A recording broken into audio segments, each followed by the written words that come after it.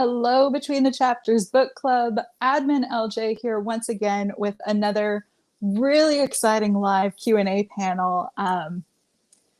You guys, I'm so stoked about this one. It's no secret to anyone who has ever talked to me for more than 5 minutes at a time that I'm very into Halloween and very into all things witch related. You can see I've got some decorations out here. Let me tell you, these are not Halloween decorations. They are year-long decorations. So I was totally stoked when our three special guests said that they would come on and chat with us. All three of these authors have witchy-related novels that are coming out. We have cozy mysteries. We have romance. You guys, this is going to be such a fun chat. I'm really looking forward to it. As always, if you drop us a question down in the comments section of this live stream up until the end of the broadcast, which will be 7:30 p.m. Eastern Time, you will be entered to win a flash giveaway. And tonight we are actually going to give away all three of our witch-related novels that we're going to be talking about. So if that interests you, make sure you leave us a question down in the comments section. I'll be hanging out with you guys down there while I'm chatting with the authors. You know I love to talk with you guys, so definitely leave us those questions. Just as a quick, brief intro, our guests tonight are Angela M. Sanders, author of the Witch Way Librarian Mysteries, which features a newbie witchy sleuth. Always love a newbie witch and an amateur sleuth in one. What could be more fun than that? And then we have Elizabeth Bass, who has a book coming out next year. So you're getting an early sneak peek look at this one. A Letter to Three Witches is practical magic meets Bewitched. It's so much fun. There's a cat involved. There's a romance. There's antics, magic galore. What could be more fun in a rom-com than that? And then we have Lynn Cahoon, who writes the Kitchen Witch Mysteries. And super exciting, today is a book birthday for Lynn Cahoon. Her novella, Have a Holly Haunted Christmas, for everyone who's a Christmas fan, that just released today. So you can go check that out after our chat and after you've heard a little bit more about her series. So I hope you will join me all in the comments down below and welcome our three special guests.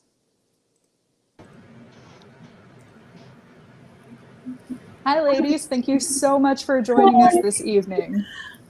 Hi. You know, right off the bat, as you heard, I'm very much a Halloween, very much a witchy fan. So I would love it if you guys could tell our readers just a little bit more about your books, and just give us the inside scoop on all of them. Let's start with Lynn, since it is your book birthday today. Why don't you tell us a little bit about your series? Happy birthday, Lynn. Thank you. Two Wicked Desserts is the second book in my Kitchen Witch series, and so is the novella. It's also in the Kitchen Witch series, which it's been really fun to write this. I also have a newbie witch. She took over where her mother stepped away from the honor of being a witch. So she's moved to Magic Springs, Idaho, and she is learning to be a witch with her grandmother, and that's what happens in One Poison Pie. And she also is opening a catering school / delivery service / caterer. So in the first one, she's catering for her grandmother's best friend, and the woman dies. So as they do. So she has to solve that mystery so she keeps her business going, and she can keep learning from her grandmother as far as how to be the best kitchen witch there. So it's exciting because Magic Springs it's a regular town, but it also has an open coven. So the people who know about witches, and the people who don't think there's witches, they just think it's a new club, So it's been really fun to write. I love that. And then why don't we go to Angela next? Can you tell us a little bit about your series?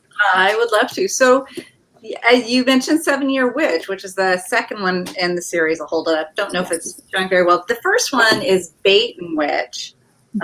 So it's so funny to try to line things up with the camera. But you're right, Josie. So Josie the witch, she's named Josephine.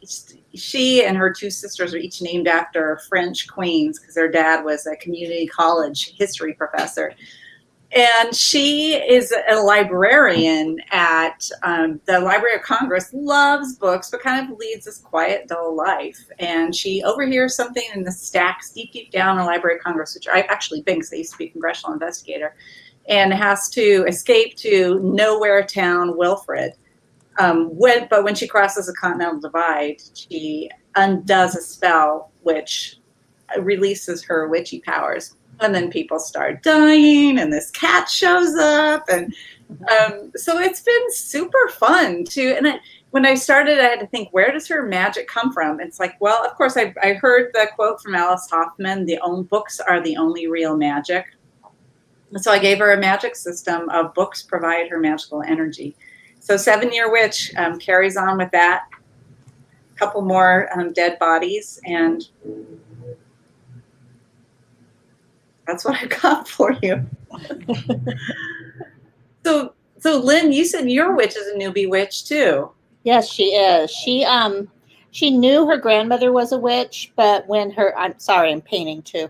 So when her mother stepped away from being, the next in the generation, she decided, and she broke up with her boyfriend. She decided to go ahead and take on the mantle. So it's been really fun. I'm learning a lot about her magic, and where you said your protagonist has book magic, I'm learning that maybe the kitchen witch isn't all that different than any other type of witch, but they've just segregated themselves a little away from the other witches in the area so that they can do more positive things than the other witches do. Mm-hmm. That's so interesting. Yeah, I definitely have some questions about what makes a kitchen witch versus a regular, what we think of as witches. So we'll definitely get around to that later on in our chat. Sorry, I had a little technical glitch there. Gotta love technology these days. Liz, will you tell readers a little bit about A Letter to Three Witches? Sure. It's a paranormal romantic comedy, I would say. It's got a little romance. It has a little bit of angle of mystery in it too. It's about three witches. They're three cousins, but they belong to a family whose great ancestor did something very bad and caused a national calamity. He caused the Dust Bowl with a bad spell. And so their family has been forbidden to practice witchcraft for 150 years. And they're about 90 years into it. And the three cousins know they're witches, but they can't practice witchcraft. So they kind of play around in small ways with little magic things. And they have a little, they call themselves a little cousin coven or cupcake coven because one of them bakes cupcakes a lot. And or it's a cocktail coven when they're making cocktails. So they just get along. They live in a little small town. And but then one day, one of their other cousins who they've grown up with, who is also not supposed to be practicing magic, announces by letter that she has hexed one of their love interests and they are going to be running off at the end of the week. So the cousins have to figure out which love interest has been hexed and what are they going to do about it if they can't practice magic. And of course, they decide, it causes, desperate times call for desperate measures. And so they start sneaking in some magic, and then sometimes magic starts happening that they weren't expecting and things kind of snowball. But anyway, it's a comedy. It's supposed to, it's fun. It's a little romance. There's somebody is watching them to see if they're practicing magic illegally, and so they're a little paranoid about that. So anyway, and I also write as Liz Ireland. I write a cozy mystery series that is it's about Mrs. Claus, and it's set in Santaland. But this fall, Santaland is discovering Halloween, and so it's Mrs. Claus and the Halloween homicide, and so that's so out right now, perfectly too. timed. Yeah, that's sort of my Halloween craft because I'm not crafty. I will say I 100% wish I could be part of the cupcake and cocktail coven. Sign me up right this instant. That sounds like perfect to me. Yeah, me too. I want to live in these small towns with all the witches too. So yeah, no, let me tell you, I growing like the up in witch a small library. town, we didn't have fun witches like this. I wish we No, did. we didn't either. You know, Did maybe you not. do live in a small town with witches. Well, That's very true. Maybe they're just really good at hiding. I need to figure out a way to get them to come introduce themselves to me. So I have to ask right off the bat, what was it about witches and magic that made you go, I have to write a story with this involved? And I'm going to let Angela kick off this round of questions. Well, I have to say, I initially was not excited about writing about witches. This was an idea my agent came to me with. They said, how about actually it was something that the editor of Kensington was interested in. So he said, how about a witch librarian and her cat helps her solve murders? And my first response was, well, does the cat have to talk? He said, no, the cat doesn't have to talk. And so I thought, I don't know how would I even write about witches? I had no idea. But I actually do have some good friends who are witches, including one who's sort of a prominent priestess around town. And I told my agent, I'll think about it and call you back next week, because I didn't want to tell him no right away because I didn't want him to be mad at me. And as I thought about it, though, the idea grabbed me by the throat. And I thought, this could be super, super fun. And by the next week when I called him, I was like, yeah, sign me up. I had this whole idea for a plot. I've been reading tarot cards for years now. And magic is fascinating to me. One of the witches I know, I've been talking with her, helping her think about, she wants to write a book about sort of the modern priestess. And, once I started writing, it's like, how come I always haven't been writing about witches? So it's super fun. And magic, cocktails and cupcakes, they're right up there. But magic is even more spectacular, I think. So you were charmed into it. I was perfect. Well, my consulting witch said that my grandmother, my departed grandmother, Marjorie, I love that name because I love her, is helping me from the other side write this series, and that's why she said the witchcraft in my books is the magic is good, because my grandma, who actually was a devout Catholic in real life, has got her finger on the witchy pulse from the other world and is feeding me ideas. And I'll take it. Hey, any help is good help. Yeah. Liz, how about you? What drew you to the idea of witches and magic? Oh, I think that same editor has been drawing me to the same. I won't lie. At Kensington, we all want more magic. Okay. Well, no, somebody, he approached me and said, because we also talk about old movies a lot. Mm-hmm. In fact, we probably talk more about old movies than books sometimes. Yes. So one of our favorite old movies is A Letter to Three Wives, which is a movie from the 40s. And it's kind of got the same setup where these three women receive a note from somebody from kind of the town, not witch, but, witch with a B, who announces that she's run off with her husband and one of their husbands, and they don't know who it is. So that was kind of that premise. And that's what really got me into it. I'd written some fantasy before, and of course I was writing, about Mrs. Claus and elves and reindeer and all that. So it's kind of been new to me, and figuring out a whole world and parameter for the witches has been a lot of fun for me. Um, it's been it's kind of been a challenge too, but I have to say, writing about witches and elves and Santaland and various things during the pandemic has been so great because there's just nothing more fun than sitting down at your computer and being completely lost in fantasy for a while. So I like that.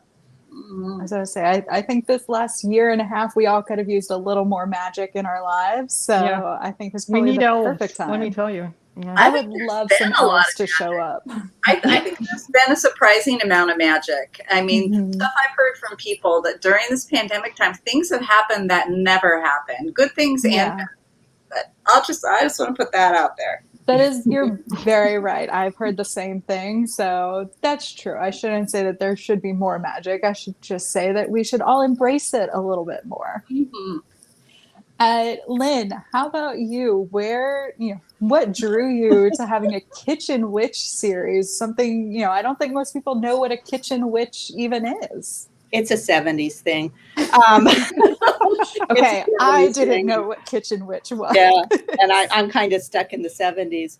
Actually, I wasn't asked to write a magic book. This was the first cozy I ever wrote, and I kind of put it away because I thought, well, maybe it was a little out there, because of the witches and the kitchen witch and stuff. And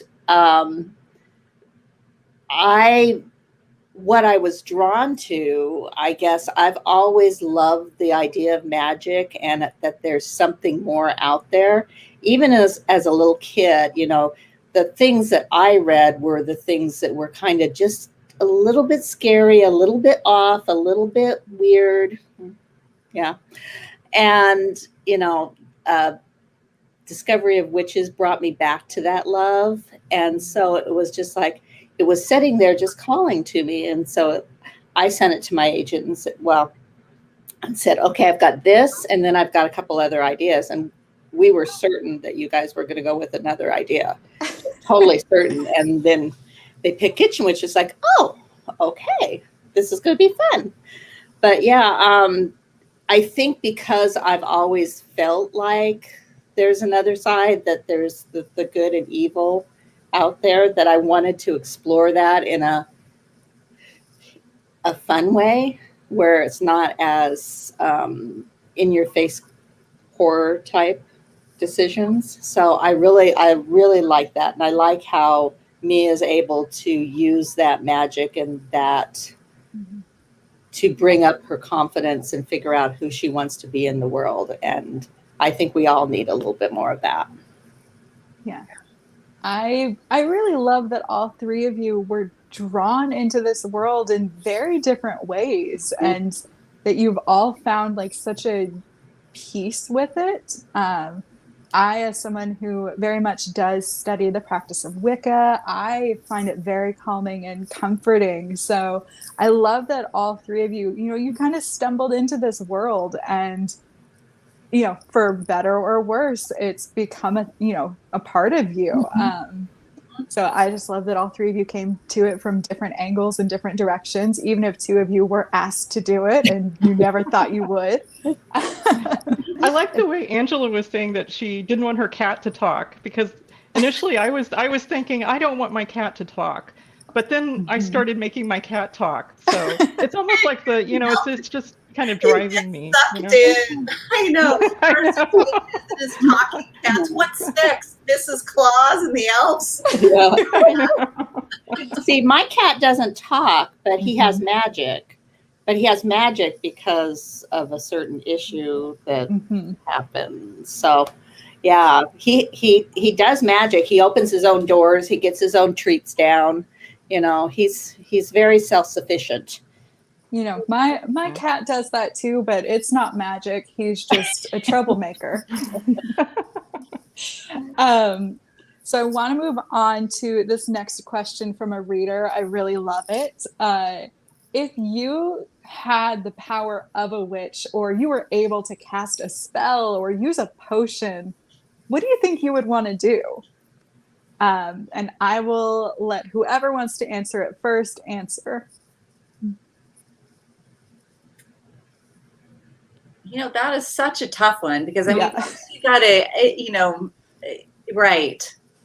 It's just, so I'm not answering. I'm just making a lot of noises here without answering. That's okay. If no one knows what they would want I to will do the Miss America answer, and I would spell for world peace, because that would is be good. the best thing ever if we Mhm. weren't always fighting.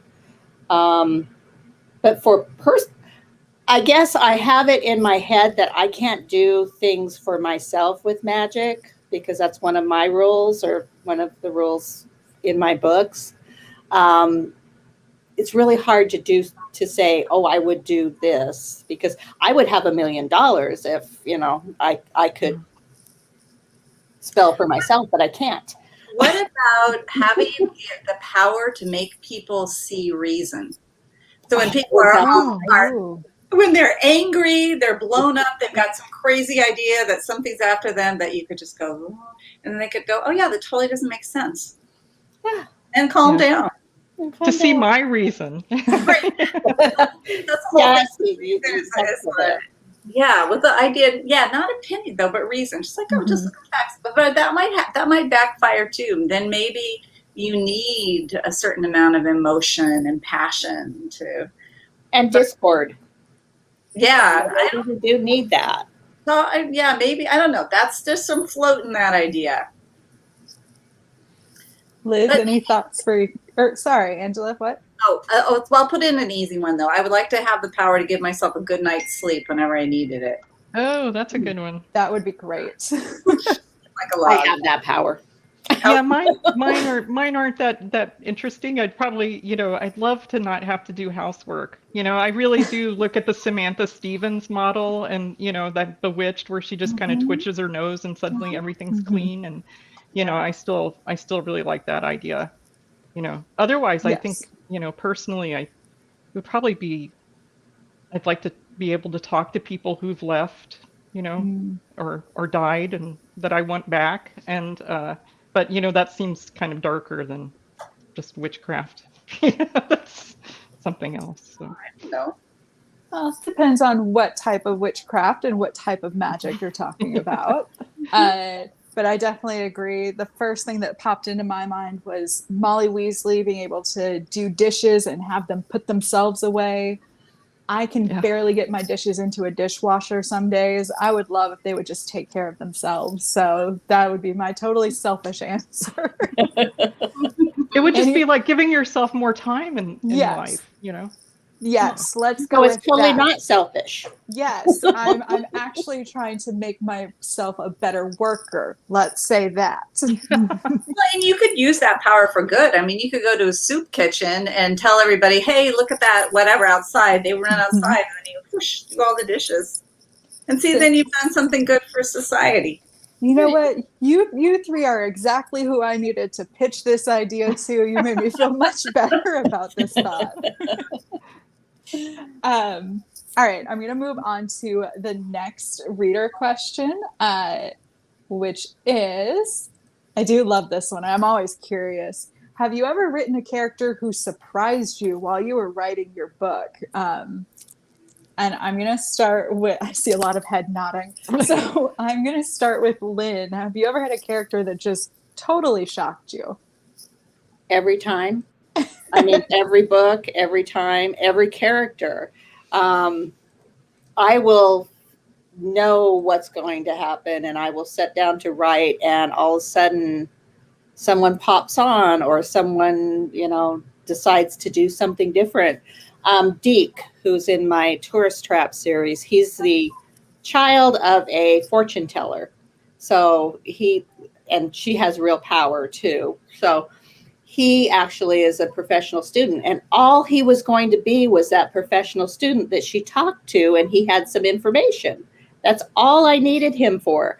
And now he's working for the bookstore. He's writing a book. He's doing all this fun stuff. And he's just this really great character. And it's just like, where did you come from, dude? I love that. Love when a character just, 100% inserts themselves into the story. Liz, you were also nodding pretty heavily, so I think you've got a Oh. character that surprised you. Yeah, it's in A Letter to Three Witches. When I wrote the book, when I wrote the outline for the book, I was very focused on the cousins and, their dilemma. And then I got into it and I started writing, and I thought, well, they need an actual witch who they can consult. And maybe somebody in their own family who, something. And so I invented an aunt called Aunt Esme, for one of them, and she she just came on into the book and really just to kind of threatened to take everything over, and I had to kind of rein her in a little bit, but she became a huge part. She's become a huge part of the book, and she's going to be a huge part of the sequel too. So I'm pretty excited about that. And also, well, when I was talking about the cat named Grizz, who belongs to the evil witch, he's her familiar, but he's not happy being her familiar. And so we sort of see the doings of the evil character through this cat, and she tries to use the cat to go spy on her cousins because she just drops him off at their house. And so the cat kind of goes on a character arc he has a big character arc of discovering, what he really wants in this life and who he really belongs with. And, so I enjoyed, he kind of took on a dimension I wasn't really expecting when I started writing the book. So. Yeah, as someone who owns cats, that sounds very much like a cat thing. And as someone who is an aunt, also would insert myself into everyone else's life, whether they wanted it or not. So I agree with both of those character arcs. I think it makes a lot of sense. I just had a cat land in my lap. She has perfect kitty, but she has total needle claws. Here she is. Oh, sweet so baby. She might make a launch, and you might hear me yelp. That's okay. My little escape artist has been locked into another room. We'll see if he figures out how to open the door during this hour. He might. But Angela, how about you? Have you ever had a character that really surprised you while you were writing? Most of the time I am pretty in charge of my characters. They'll surprise me around the edges, and I'll find them doing unexpected things. But I'm a little bit jealous of, maybe I'll see if I can nurture this a little bit for my next book, but of people who just have these characters suddenly start arguing with them. Or one of my friends is an author, J.D. Horn. He just says, I can't start to write until my characters are talking to me. Mm-hmm. So he just expects, and then he doesn't plot either. All of a sudden his characters are arguing with each other, and the plot sort of unfolds from there. And I feel like I'm just more... there's always tons of surprises, but as far as somebody all of a sudden turning evil or something like that, not as much. But I don't know. There's still room. There's still time. They say you never know. Maybe in the next book, someone's going to surprise you. There's always surprises. I'll start and I'll say, okay, in this scene, X, Y, and Z needs to happen, and here's the setting. Here's the time of day. And I'll sit down to write thinking I know what's going to happen. But somewhere in the back of my brain, there's all kinds of other stuff that is going on that is going to happen. And it's almost like it's just been sitting there and it's just waiting to be fed onto the page. But so far, it hasn't been a lot of huge character surprise stuff. But like I said, or like you said, next time. You never know. Now that you've put it out in the universe, it's definitely going to come back at you. So one of our readers asked one of my favorite questions. I always sneak it into a chat, so I'm glad a reader asked it, so it didn't come from me this time. If you could trade places with a character in your book or in your series, who would you want to trade places with, even if it's just for a day? And I'll let Liz start this one. Oh, It's a hard one. That's a hard one. I think I'd like to be. There's a character named Trudy in my book who is one of the cousins, and she's the cupcake making cousin. And she is a teacher, but she has the sideline of making these cupcakes. And sometimes these cupcakes kind of go because she's been suppressing her witchy powers, but sometimes they come out in her cupcakes. And I don't know. She's always hosting these get-togethers, and she's sort of the, you know, the central person of the, you know, the focal point of the group. So I kind of like her. I wouldn't mind being her, although she has a lot of problems too. But yeah, again, put me anywhere near cupcakes, and I am 100% there. I will absolutely take that job on. I like to bake, so yes, big baker over here too. Angela, how about you? Would you want to trade places with any of your characters? Well, it'd have to be the witch. I would, because in my books, there's one witch. I mean, there's one witch who's really a witch. The rest of her, I mean, the women in her family have some powers, but it's only once in a while that a real witch comes. And I just think it would be amazing to walk into a library and just to know that you could just like let your energy go one direction or another. And there's all these stories. I mean, just think about one shelf of books. It's just loaded with stories and atmosphere and just like worlds, and like 3 feet of books. There's just worlds. I think that would be really fun. Plus, she's considerably younger than I am now, and it'd be sort of nice just to, to look at the beautiful skin in the mirror and, and be a witch.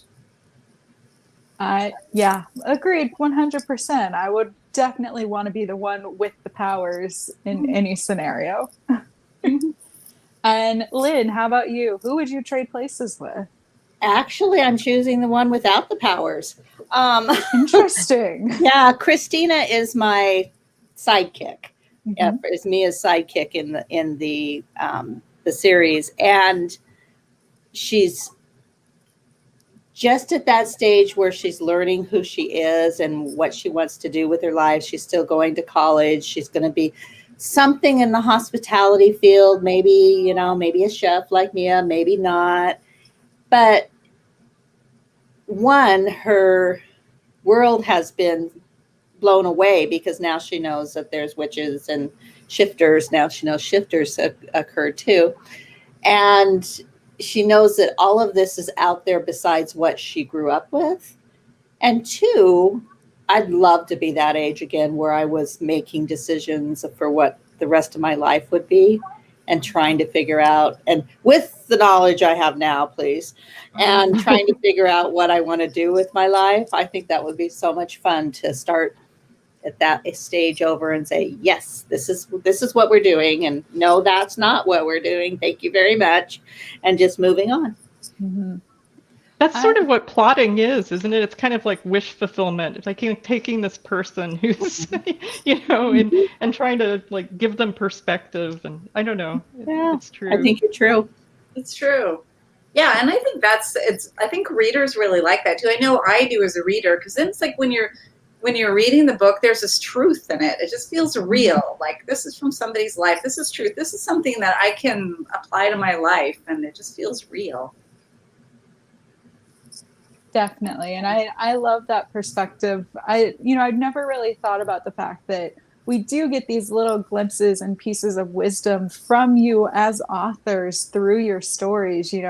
We talk a lot about how we can live in these other worlds and experience things that we might not otherwise get to experience, but we are, as readers, taking away a lot from the work that you all put out there. So that's a very good viewpoint of it. One of the characters that I relate to is Roz, who is the, middle-aged or sort of like quasi-menopausal assistant librarian who's secretly a romance writer, Elizabeth Chatterley Windsor. And perfect romance name. That's kind of what I was thinking. But she regurgitates a lot of the wisdom that I've picked up through the years and shares that with Josie in her, patently cranky way. So, yeah. always got to throw a little bit of cranky in there. It makes it fun sometimes. That's part of the charm too. Exactly. So I'm going to shift us just a little bit in a different direction. Lynn mentioned a little bit earlier that she's been painting while we're talking.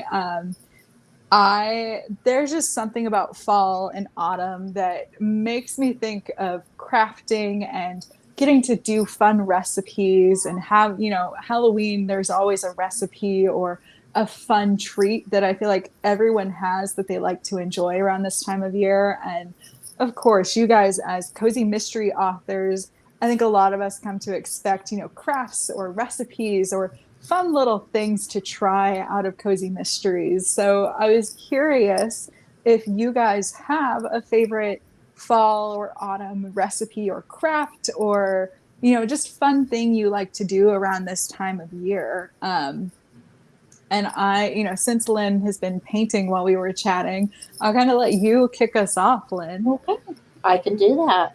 I was told to bring a craft, so Yes, I am very literal, and if you tell me something, I do it. I do apologize. I did ask everyone to craft. So Mine is sitting what on you the buy. Side. Yeah, this is what you buy from Michael's. So, and it has a little thing on the back where you can light it up, so it'll light up eventually. Yeah. This is what I've been painting, so it'll have a little green, but I don't have my green up here, so I'm gonna have to put a little green up there. And I've got 2 of them so that they look really cute together. But I think, I used to craft all the time before I wrote. Now I write. Right. Because you have no more other time. But as far as recipes, I love a good apple pie. I had a situation, I lost a baby many years ago, 30 years ago, I lost a baby, about 6 months. I was 6 months pregnant and lost him. And so sorry. Well, thank you. One of the things that someone brought over was this box of apples. And I thought, what a stupid thing to bring somebody who's grieving. And then I thought, what a great thing to bring somebody who's grieving after I went through the whole box of apples, because I made apple pie, I made apple crisp, I made apple bread, I tried apple butter. And it was just something that I could do with my hands so that I wasn't thinking about what was happening with my heart. And so since that time, I've always tried to make an apple pie at this time of year, just because it fills your house with that smell and you feel good about it. And it's just something that's so amazing. And then of course you put ice cream on the top and you're good. And pumpkins. Yes. Yes, I did ask everyone to craft. Mine is sitting over on the counter because I couldn't craft and type and talk. I can't do that many things at once. So apologies. I'm glad I'm sitting down, because if it made me walk, I would be totally screwed. So, had to balance it somewhere. Yeah. But yes, I'm glad you're painting while we're chatting. And I do love a good apple pie. I think that sounds really good. Now I wish I had time to make one tonight, actually. Liz, how about you? Do you have any kind of recipes or crafting or anything that you like to do around this time of year? Oh, I'm so not crafty. I felt like I was agreeing to come under false pretenses because I'm just not crafty. Every once in a while, I'll try to learn how to knit, and I'll knit something like a horrible scarf and have to just stop knitting because it just never gets beyond horrible. But anyway, I do love to bake. And I love, there's something about fall. I don't know what it is. It's fall and you just want to start baking. I don't know, it doesn't make any sense, but there it is. And I'm from the South. I'm from rural Texas, and I grew up next to a sweet potato farm. And I don't know, this time of year, it always reminds me of, sweet potatoes and sweet potato pie, which was a big thing where I grew up. And so that's probably the one that reminds me most of fall is, it's time to start making, I guess it's sort of like pumpkin pie everywhere else, but we always had sweet potato pie. And so on my blog right now, which is elizabethbass.com with a dash in between Elizabeth and Bass, I put up a recipe for my sweet potato pie. It's got a lot of brandy in it, so it's kind of Perfect. got a kick. Yeah, so it's fun. That sounds like a good recipe then to me. I mean, you can make it without the brandy, but why would you want to? You know? Right. What's the point? Yeah. Yeah, that's no fun then. I will say, you talked about knitting. My dad tried to teach me. It broke his heart that I can't do even one stitch. It never took. So I understand completely on that one. It starts to get embarrassing because you just keep trying to make things for people, and then it just turns into this embarrassing hat you're handing them or scarf, and I finally had to accept. It's always the attempt and the thought that counted. Yeah. And Angela, I know you've mentioned earlier tonight that you've got some tarot cards with you. Can you tell us a little bit about what interests you with tarot cards? And I love the imagery. I mean, there's a lot of pretty cheesy looking tarot cards out there, but there are some that are so beautiful, and I love the ideas behind it. And I sort of feel like we all have this wisdom inside of ourselves. And tarot cards just sort of gives you a structure to bring out your own wisdom. And as a storyteller, that really appeals to me. And of course, now that we're coming close to Halloween, which is when the veil between our world and the spirit world is the thinnest, you can use tarot cards to maybe tune into something your ancestors want to tell you. So, and I have a deck of tarot cards here, and I'd be happy to just cut it randomly and pull one card, maybe for one of you or for a reader, or I don't know, you, LJ, you decide if you want to do anything with that. Well, I will say, okay. If any readers want to, throw a hand up or say me down in the comments below, I'll watch for that. We'll see if someone volunteers. But I love tarot cards and tarot reads, so I would love if you would do a one card cut for me. Okay, let's do one card then. I'll do one shuffle here if I don't get Ditzy Lamouche. She's in my lap. I'll get her disrupted. And then we will cut it. And we have got the 6 of Cups. Can you see this really there? Yes, there it is. That's gorgeous. So this is just, I think in my mind, this is just telling you that this is a good time for you to think about the things that made you happy as a child and how to incorporate those in your life. The things that are just pure and innocent, things that made you laugh and have a great time when you were a kid. And, maybe it was brandy sweet potato pie, or maybe it was just, playing on the swings and laughing with your friends and coordinating that you're both going to wear a pink tank top to school or whatever it was. But this is a good time for you to reach into that big hat of childhood joy and pull something out. You know what is incredible that was the card you pulled is that while everyone was talking about recipes and crafts, I was sitting here just thinking about my mom used to make a Cheerio peanut butter marshmallow treat bar that she only made during Halloween month, only during October. And I was sitting here thinking, I haven't made it this year. I should have made it. And so to hear that, now I know I've got to go make that tomorrow, probably for the rest of the family. I will give you my address, and then you just FedEx them to me. I'll FedEx them around to everyone because they're amazing. They're my favorite autumn fall treat. We did get a couple readers who also asked. I'll do the very first one that came in. We'll do one quick one and then head on to our next questions. But I'll keep it quick. I don't want to hog the space here, too. Yeah, so we have Cynthia Smith asked for one. Okay, all right, Cynthia. So I'll do one more. Bitsy's looking at the card, saying, "What is she doing?" She's afraid of people, but she doesn't understand that there's people on the screen. She just thinks I'm yakking to myself. Okay, Cynthia, we are drawing a card. Okay, so this card is the 4 of Pentacles. This deck is so pretty. So that's another gorgeous one. I know there really are some beauty. You see the Empress and the Priestess.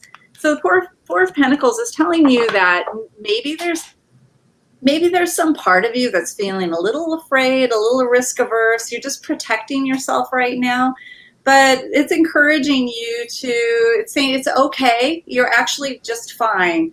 Just to open up a little bit, take a little bit of that dare. Maybe call somebody that you've been avoiding, or go to a place that you've been thinking, I don't really know if I want to leave the house and do this thing. It's like, just take that little bit of risk. You are just fine. You're actually solid on your feet. You're protected. You're just fine.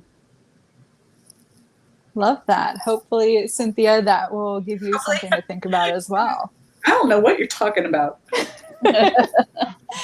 All right, so we're going to jump back into some of the reader questions here. We've got a little bit more time to chat and hang out. Let's see. I love this question.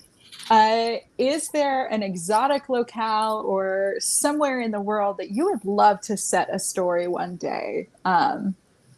I know that's a pretty big question. Maybe you have an idea right off the top of your head. If someone does, they can jump in. If not, I can stall and chatterbox away over here. Yeah, I think so. My son, for his senior getaway, went to Europe and went to London, and I have always wanted to go to London. It may not be exotic, in that definition, but I would think that it would be a really good place to write a witch-themed cozy or witch-themed romance there in London, as the outsider. Mm-hmm. Yeah, I think that would be fun. I love London in general, so I'll take any kind of story set there. I'll read that. Yeah. Lots of rich history over there, so definitely sign me up. Angela, what about you? Anywhere in the world that you could set a story, where would you want it to be? Well, I did write one story that took place in Paris, so I feel like I and that was fun. But I also really am attracted to these sort of Gothic settings. And I think it'd be really fun to write something like an abandoned or partially abandoned, decrepit chateau in the French countryside. That's just with bats living upstairs and some beautiful old tattered rugs and, a strange caretaker and the whole thing. Yeah. I love the Gothic aesthetic, but I'm too big of a chicken to do anything remotely scary. That's why you write about it and read about it, so you don't have to. Oh, that's smart. That's true. Okay, I'll take that approach going forward. Liz, how about you? I don't have any ideas for exotic locales right now. I guess Santa Land is about as exotic as I've done. Although I did set a story once in Machu Picchu, so that was kind of fun. Yeah, the tour group who was at Machu Picchu, and it was pretty much fun. But I think to me, when I think of exotic locales that I want to write, I think of the past because I love historical mysteries, and so I'm always thinking of ideas of I want to write about this time period or that time period, but not. So which one? What would you write about? What time period? Well, right now I'm just kind of obsessed with old vaudeville. And so I was just reading some stories about old vaudeville, and I was thinking, wouldn't it be fun to have a cozy mystery series set with some woman who's in vaudeville and who's like traveling all around, and that's brilliant. You could get away with a lot. Sign me up for some vaudeville. That sounds so good. But it wouldn't be exotic particularly. It'd be they're traveling through the Midwest or something. But Yeah, but the killer could be traveling with them. That's right. Well, yeah. And how do you catch up with them? So I don't know. I love it. Sign me up for all three. Let's go. I don't speak for the company, but I speak for me. We had a reader question a little bit earlier. I can't find it in my little scroll sheet, so I can't put it on the screen here. But I really love the question. Do you have any fun haunted house stories, or have you ever gone through a haunted house? They didn't say if they mean a real haunted house or a fun attraction haunted house, so interpret as you want. I will say again, I'm a huge coward. My family dragged me through one haunted house and they never made that mistake again. So I'm curious if anyone else has any fun haunted house memories or have ever gone in one. I'll let Lynn go first on this one. Okay. So you want the real haunted house story, or do you want the other one? Whichever one the reader didn't specify, so it's whichever one you want to tell us. So I grew up in this little town. Well, some of my childhood, I grew up in this little town, and there was a really cute little grocery store that was near this town. But to get to the cute little grocery store, you had to go by this old abandoned schoolhouse. And one of my friend's brother always told the story about how, when you hear the flagpole and the chain on the flagpole, that's the ghost rattling his chain, right? So fast forward 15 years, and I had just met my first husband, and his house was across town from this area. And we stayed there a couple nights, and I swear one night I woke up and I saw a woman sitting on the window, which freaked me out. And I thought, well, I've been drinking too much.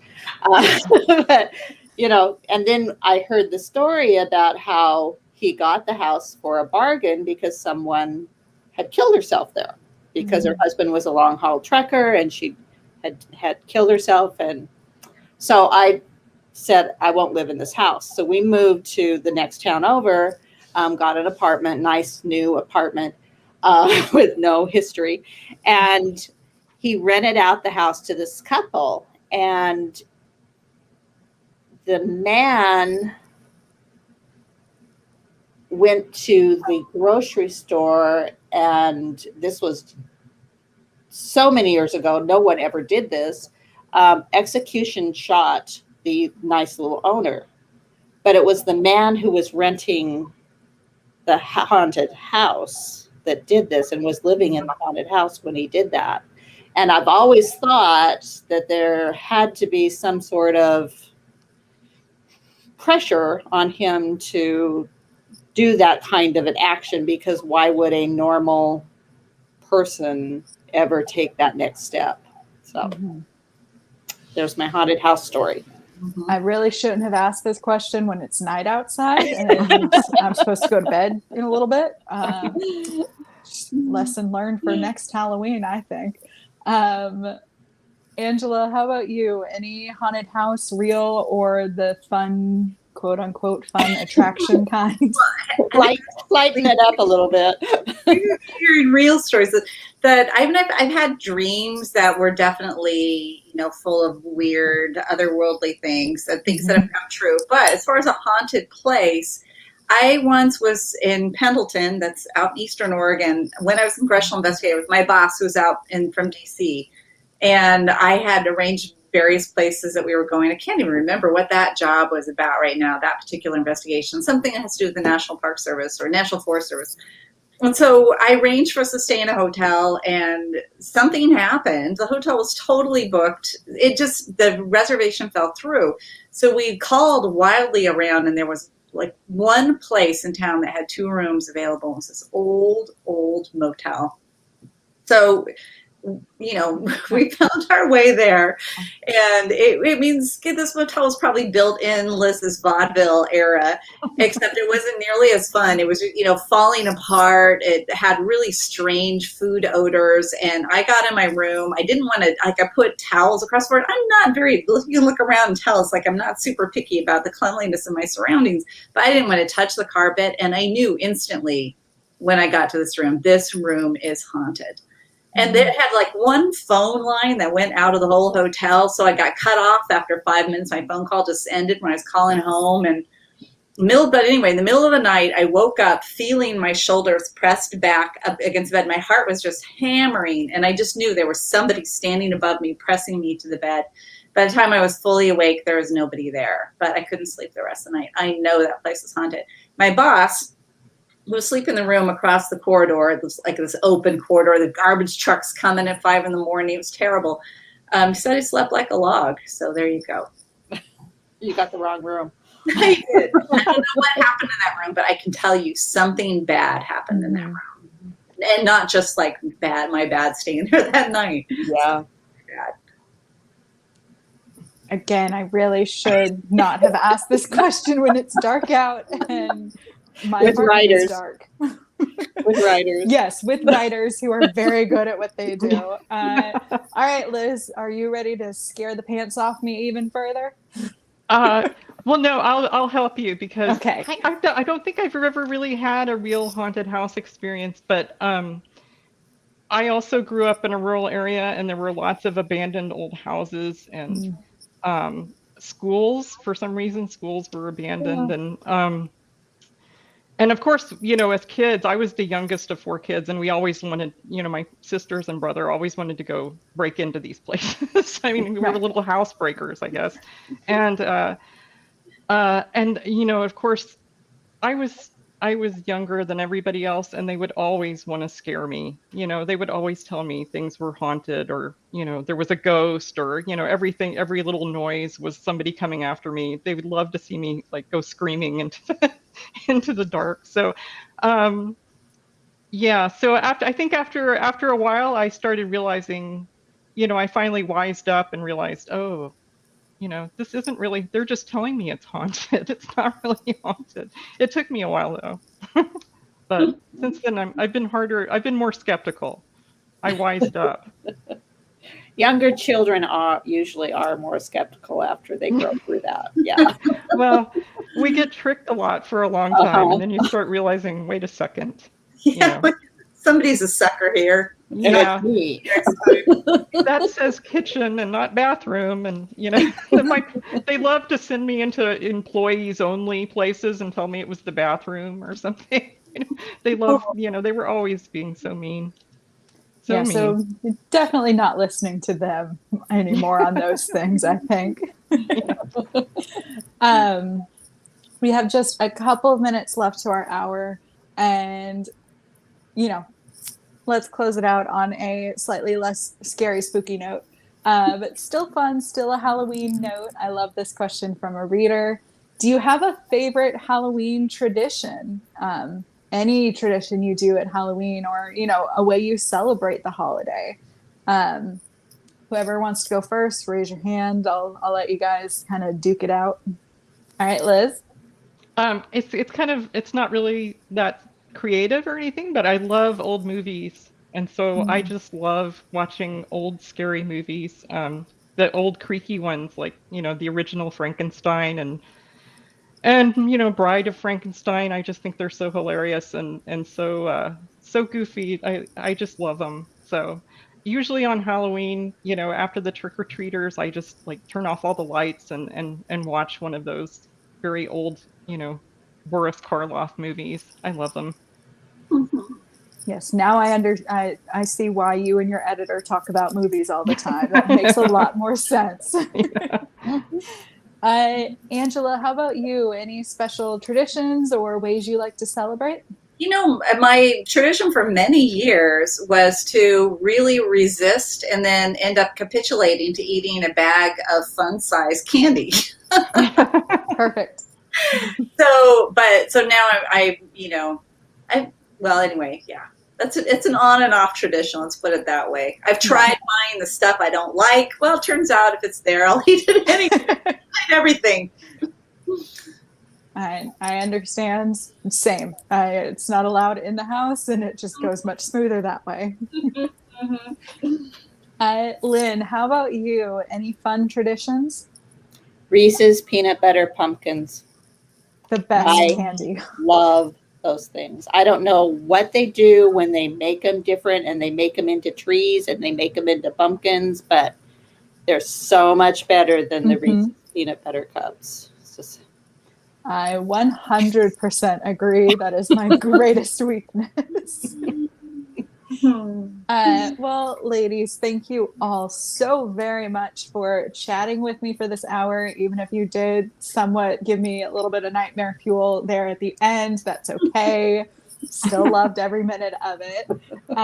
But truly, this was such a great discussion, and all three of you are fabulous. And I'm really excited for readers to get to know you a little bit more through your books.